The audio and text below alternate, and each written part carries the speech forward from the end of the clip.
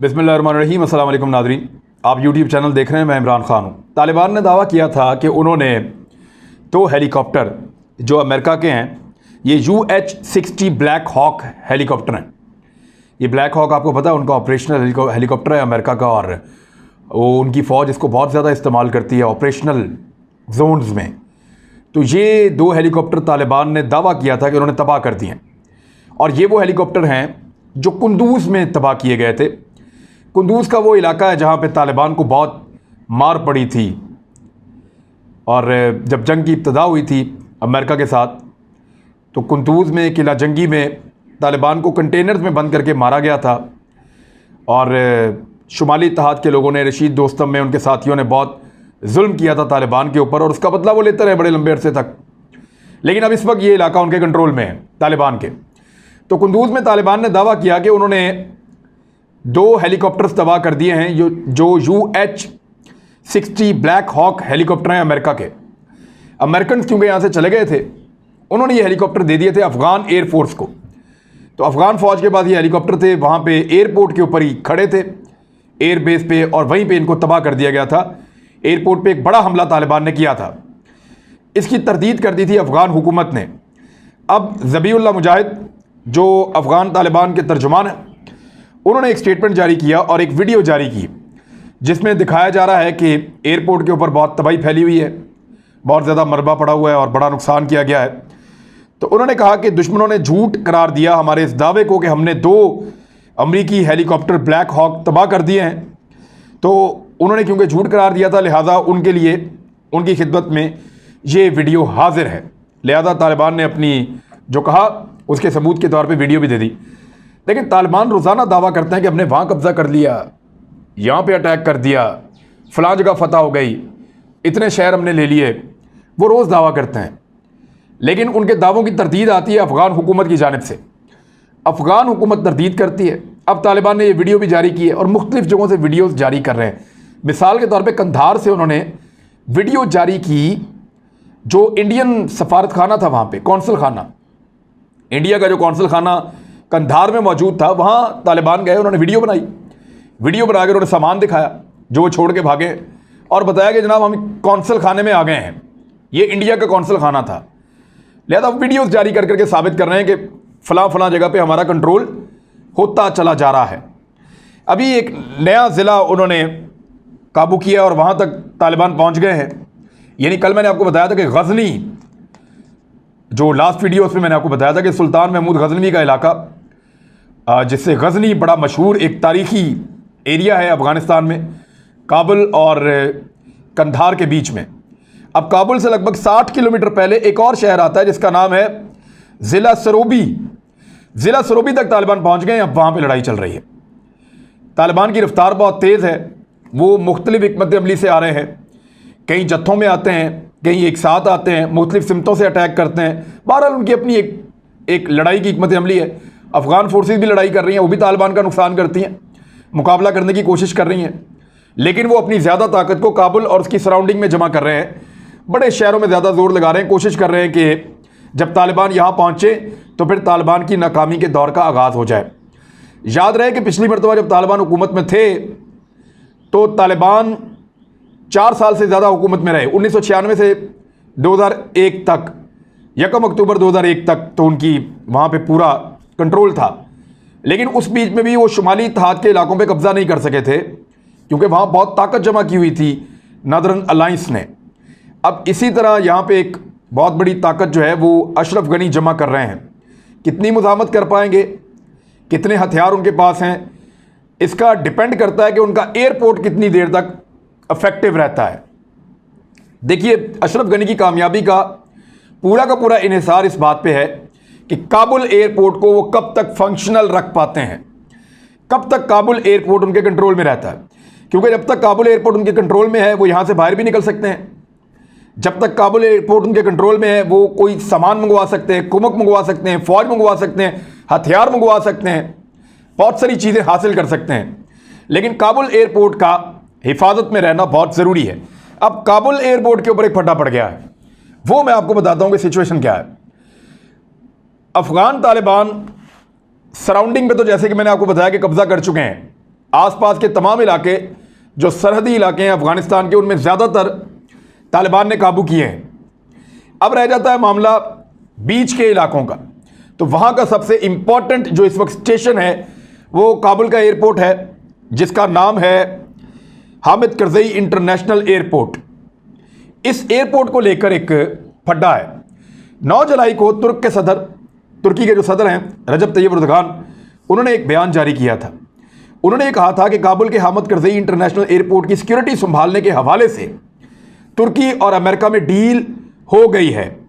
Tayyip Erdogan ने अपने बयान में कहा था कि हमारे वज़ीर दिफा की अमरीकी सेक्रेटरी डिफेंस के साथ अहम मुलाकात हुई है, जबकि हम काबुल एयरपोर्ट की सिक्योरिटी का चार्ज संभालने के हवाले से मुसलसल अमरीका और नेटो से राब्ते में हैं।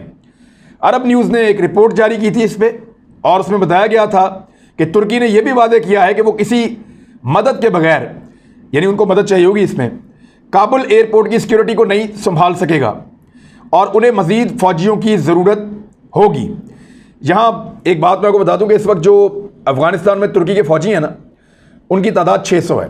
तो 600 फ़ौजी सिर्फ जो है वो काबुल एयरपोर्ट को नहीं संभाल पाएंगे, क्योंकि ये एयरपोर्ट नहीं, इसके आसपास के तमाम इलाकों को कंट्रोल करना पड़ेगा और इसके ऊपर बड़ी कड़ी निगरानी होगी, तब जाके ये एयरपोर्ट महफूज रह पाएगा। तो तुर्की ने कहा जी मदद भी चाहिए, मज़ीद फ़ौजी भी चाहिए होंगे, हमारे पास सिर्फ 600 फ़ौजी हैं।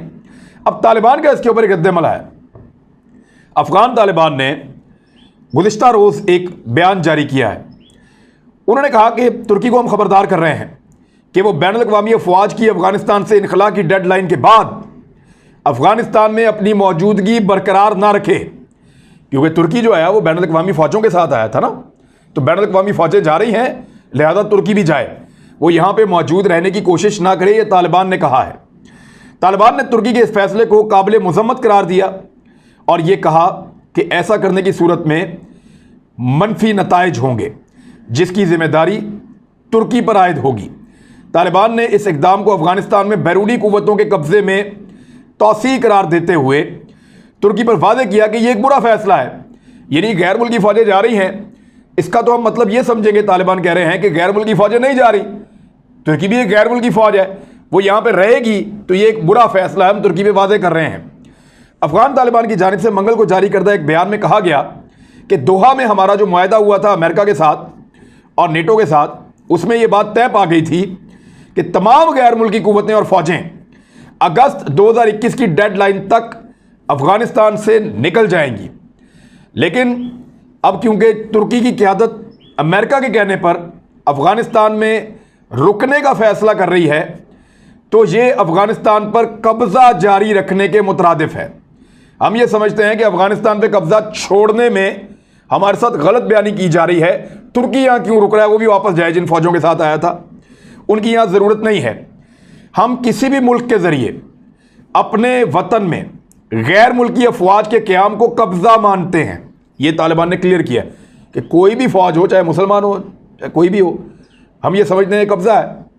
और ऐसे हमलावरों के साथ जो हमने एक डेडलाइन दी हुई है इनखला की, उस डेडलाइन के बाद हम कैसे निपटेंगे, ये उन्होंने बताया। उन्होंने कहा सन 2001 में एक फतवा जारी हुआ था जहाद का, अफ़गान जहाद का एक फतवा जारी हुआ था सन 2001 में।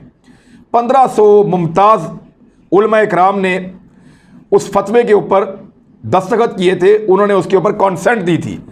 वो जो 1500 बड़े आलम दीन थे जिनके कहने में अफ़गानिस्तान में जहाद शुरू हुआ था, इसी फतवे की बुनियाद पे अफ़गान तालिबान ने 20 साल तक गैर मुल्की फ़ौजियों से जहाद किया है। तालिबान ने कहा कि अगर कोई गैर मुल्की फ़ौजें यहाँ रहेंगी तो हम उस फतवे के मुताबिक उनसे जहाद करेंगे, क्योंकि फतवा बदस्तूर मौजूद है।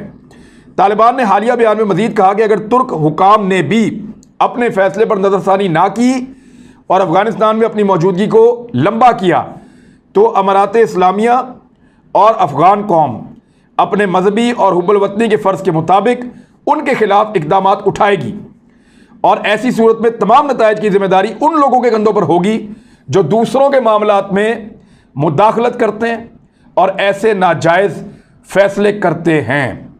बड़ा क्लियर कह दिया। फिर उन्होंने साथ में ये भी कहा कि तुर्की और हमारे दरमियान बहुत सारी चीज़ें मुश्तरक हैं, वो भी मुसलमान हैं, हम भी मुसलमान हैं। लेकिन अगर वो मुदाखलत करेंगे और अपने फौजियों को यहां रखेंगे तो वही जिम्मेदार होंगे। तुर्की की जानिब से फिलहाल अभी तक इसके ऊपर कोई जवाब नहीं दिया गया। दूसरी जानिब एक और खबर है इसी एयरपोर्ट के साथ जुड़ी हुई, क्योंकि ये एयरपोर्ट एक बुनियादी हैसियत इख्तियार कर जाएगा आने वाले दिनों में। वो खबर ये है कि वजारत दिफा जो है अफगानिस्तान का, उसके तर्जुमान फवाद अमान ने बताया कि काबुल एयरपोर्ट में एक फ़िज़ाई दिफाई निज़ाम नस्ब किया गया है, यानी एक air defence system Kabul airport पे लगा दिया गया है।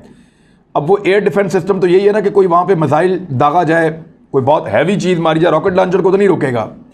तालिबान तो बहुत बुनियादी हथियार इस्तेमाल कर रहे हैं, बहुत पुरानी टेक्नोलॉजी पे लड़ रहे हैं, उसको तो ये एयर डिफेंस सिस्टम कैसे रोकेगा। एयर डिफेंस सिस्टम रोकता है कि बैरूनी हमला हो जाए, कोई फ़ज़ाई हमला हो जाए, कोई मिसाइल अटैक हो जाए, कोई बड़े रॉकेट फेंके जाएँ, तो उसके ऊपर रोकता है। लेकिन तालिबान तो बहुत प्रैक्टिकली करीब आके लड़ाई लड़ रहे हैं, तो वहाँ मुश्किलात होंगी। लेकिन फिर भी उन्होंने कहा कि यहाँ पे एयर डिफेंस सिस्टम लगाया गया है, और ये सिस्टम जिसे दुनिया के दीगर हिस्सों में आजमाया जा चुका है पहले। ये नहीं बताया उन्होंने ये कहाँ से लिया, किसका है। बहरहाल जो रॉकेट हमले हो सकते हैं मुमकिन तौर पर, उनको नाकाम बनाने के लिए ये एयर डिफेंस सिस्टम यहाँ पे इस एयरपोर्ट पे लगा दिया गया है। ये है वो खबर जहाँ पे तालिबान ने तुर्की को भी धमकाया है। पाकिस्तान के अंदर कोई लोग कहते हैं कि पाकिस्तान तालिबान के साथ फड्डा ले ले, कल किसी की लड़ाई थी आज अपने गले में डाल ले, और ऐसी ख्वाहिशात होती हैं। कौमी असम्बली की एक तकरीर में अभी आपके सामने रखता हूँ, लेकिन उन्होंने तुर्की को धमकी दी है और साफ कहा कि आप मुसलमान भाई हैं, हमें आपकी कदर है, लेकिन हमारे मामले में मुदाखलत करेंगे और गैर मुल्की फ़ौज आपकी यहाँ पर रहेगी तो फिर उसी फतवे के मुताबिक जहाद होगा जिसके मुताबिक हम अब तक जहाद कर रहे हैं। ये है जी अफगान तालिबान का मौक़िफ़। अब आ जाए इस बात पे कि पाकिस्तान की कौमी असम्बली में एक स्टेटमेंट दिया मोहसिन दावड़ ने। मोहसिन दावड़ आपको पता है कि इंडिया और अमेरिका के बहुत करीबी और बड़े अच्छे इनके उनके साथ ताल्लुकात हैं। हमेशा इन्होंने NDS का मौक़िफ़ अपनाया, अफ़गान इंटेलिजेंस का, हमेशा हामिद करज़ई का, अशरफ गनी का मौक़िफ़ इन्होंने लिया, हमेशा नरेंद्र मोदी का मौक़िफ़ इन्होंने लिया।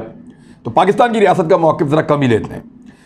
तो अगर हमारी इस्टेब्लिशमेंट को तालिबान इतने ही अजीज़ हैं तो इस्टेब्लिशमेंट हमारी रियासत भी तालिबान के हवाले क्यों नहीं कर देती, ये मोहसिन दावड़ ने सवाल पूछा है। तो बात यह है कि जो अफ़गानिस्तान है उसमें तालिबान के आने के ऊपर ये तनकीद कर रहे हैं। पहले ज़रा बयान पूरा सुन लें, फिर मैं इसके ऊपर आपको बताता हूँ। हज़ारों पाकिस्तानियों की अमवात के बाद भी रियासत ने अपनी पॉलिसी तब्दील नहीं की। हमारे मीडिया को इस्टेब्लिशमेंट कंट्रोल करता है, यहाँ तक कि एक टिकर भी उनकी मर्ज़ी के बगैर नहीं चलाया जाता।